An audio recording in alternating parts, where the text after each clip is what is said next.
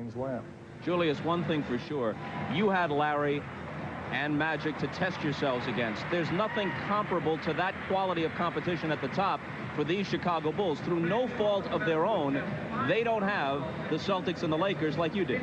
Well, they don't have a steady diet of those two teams, but certainly they have Orlando, they have the New York Knicks, the Indiana Pacers, and you can't say little about the Houston Rockets, you know, as being a cupcake team. They're a very, very good basketball team.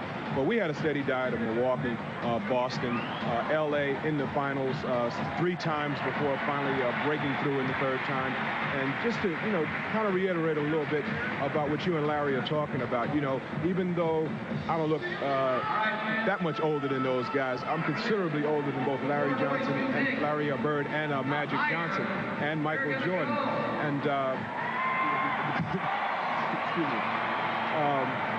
So even though we played against one another on a competitive basis, I was playing near the end of my career, and the pre-Moses 76er teams were a lot different than the teams with Moses Malone. And that team knocked at the door, you know, by going to the finals 3 times before, as I said, breaking through with Moses. And I think the team with Moses, which had the all-time best record and probably will maintain it if the Sonics can hold on today, could have beaten any of these teams, the present-day Bulls, and certainly we proved ourselves against the Celtics and the Lakers. The 83 76ers who went 12-1 through the playoffs. Let's see. Ask you one quick one before we take a break here, Magic. Your team of the mid-'80s, with you in the backcourt, with Kareem up front, with James Worthy, with Byron Scott, with Michael Cooper for defense. Again, I think interesting matchups, and by no means assured that the Bulls would beat that team. Well, Kareem is the X factor because there's nobody that could stop him on their team. Then he would set up shots for everybody else.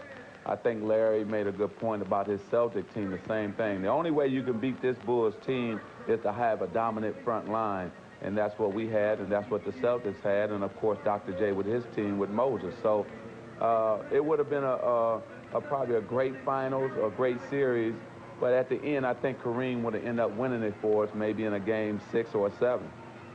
We'll take Julius Erving just to my right. Let's resume the conversation.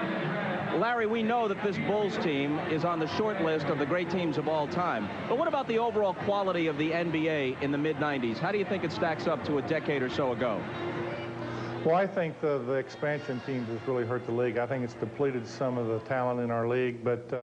Larry, I think a matchup between your 86 Celtics especially and these Bulls would be very interesting, and no guaranteed win for Chicago with the front line that 86 team had, plus Dennis Johnson and Danny Ainge in the backcourt. That's true. I think that's the reason that that we might do some good against them, because we did have the height advantage, and our front line was so unbelievable with Kevin McHale and Robert Parrish and Dennis Johnson in the background and Danny Ainge. And I think our only downfall at the time was Bill Walton was coming in as our 6th man.